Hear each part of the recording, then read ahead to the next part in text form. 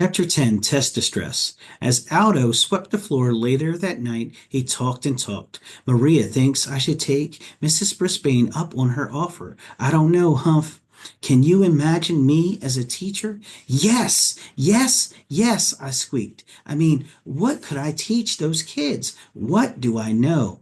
Addo spent many an evening talking to me while we ate our dinners. Believe me, he knew a lot, but I'd never seen him act like this before. He muttered while he mopped the floor, he mumbled while he dusted, he argued with himself while he sat down to eat his sandwich. Science? Math? History? Which would be best? He asked. Anything except frogs, I squeaked, and to my surprise, Og responded with a boing. I bet they've learned a lot from you, Humphrey. You've probably taught these kids more than I ever could. I was too modest to answer yes. Aldo dug down in his lunch bag and pulled out a piece of broccoli. Here's something for you, buddy. He held it up and examined it. Funny, it looks small to me, but to you, I bet it looks like a great big tree. What it looked like was delicious. Thanks, I squeaked. Aldo leaned in closer and stared at me. I guess everything looks different to you, pal. He held up his finger. I just see a finger, but I bet you see every little line and swirl in the skin. I wasn't quite sure what Aldo was getting at, but I squeaked in support. Aldo took a long sip of coffee from his thermos. Of course, no, two people see things exactly the same either. And the more you look, the more he suddenly jumped up. This might be it, Humphrey. I mean, it's interesting, it's different, like a microscope. Yeah, I had no idea what he was talking about, so I munched thoughtfully on the broccoli. Why some humans don't like it is a mystery to me. Otto wheeled out his cleaning cart. You always give me the best ideas, Humph. See you later. He disappeared, but then quickly popped his head back in the doorway. You too, Og. Don't want to leave out my fine froggy friend. So Og was Otto's friend, but still not mine. I guess the grumpy lump next door didn't know or care because all I heard from him was splashing. Tabitha's foster mom said yes. I'd be spending the weekend at her house, but I figured I wouldn't get much attention from Tabitha since all she cared about was Smiley the bear. There was so many problems in room 26.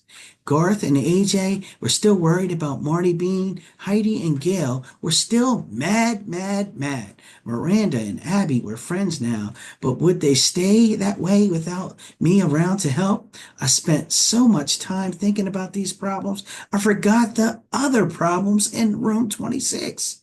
Math problems.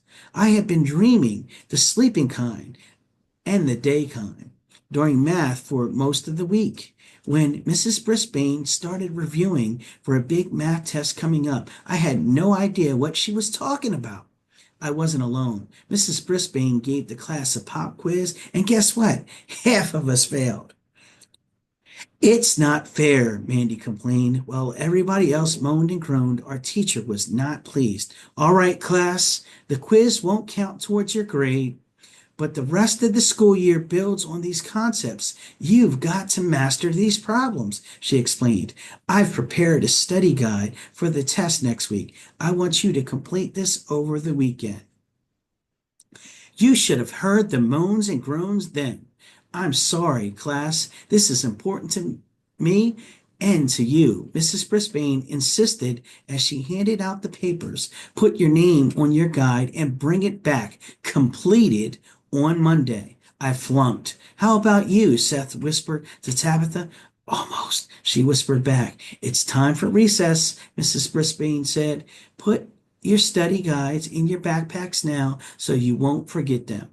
Papers rustled as my classmates tucked away their study guides. The second hand on the big clock circled around.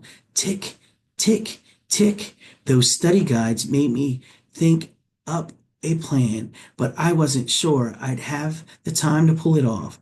Once the bell rang, the students rushed to get their coats and raced out the door. Mrs. Brisbane gathered up some papers from her desk and hurried out the door. Sometimes she spent recess in the teacher's lounge. Luckily, this was one of those days.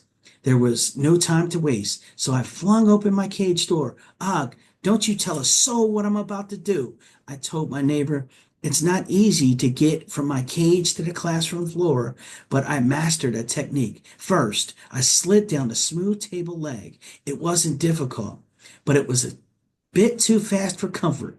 The way back was more challenging. I couldn't slide back up the leg, so I'd grab on the cord from the blinds and swing myself up.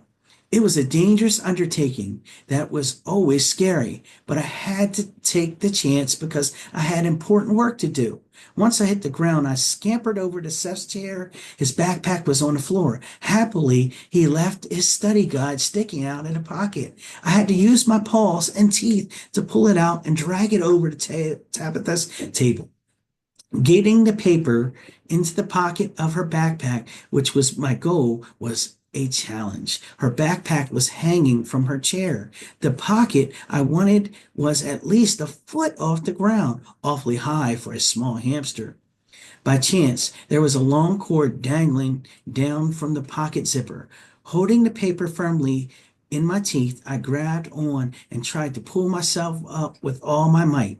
Boing! Og was trying to tell me something, but what? Just then, the bell rang. It seemed much louder than usual. So that's what he was trying to tell me. He was trying to warn me that I was in serious danger of being caught outside of my cage.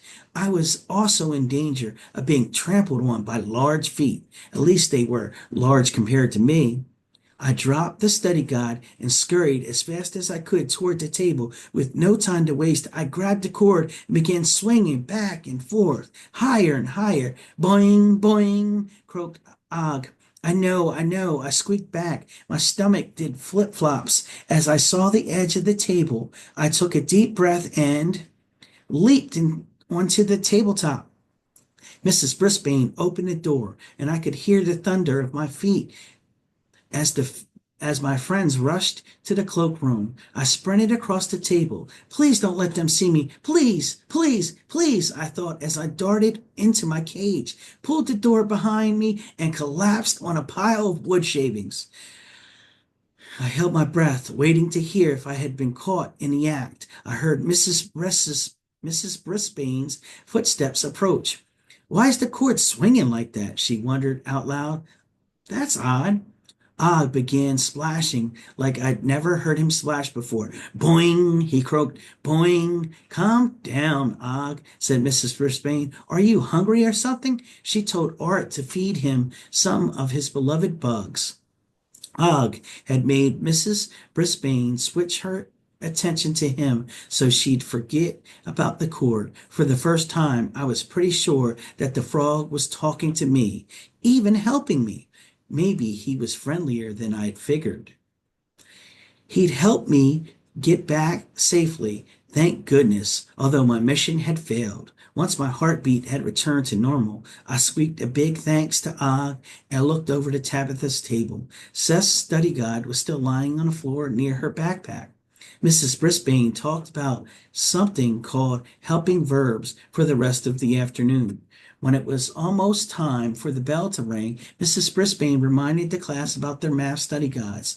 Tabitha, I believe yours is on the floor. Put it in your backpack, please.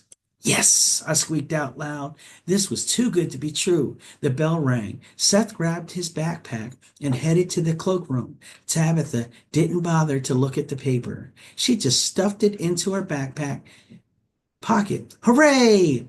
She put the smiley into her bag as the other students streamed out of the classroom. Soon, Tabitha's mom, her foster mom, arrived to pick us up for the weekend. When I glanced over at Og, he looked a little gloomy, despite the stupid grin plastered on his face. Maybe he wished he could go home with our classmates on the weekends too. Maybe Og was just jealous of me. I had a feeling just thinking about that old green-eyed monster again. Suddenly, I felt sad, sad, sad about leaving Og alone for the weekend. A friend is what the heart needs all the time. Henry Van Dyke, American clergyman, educator, and writer,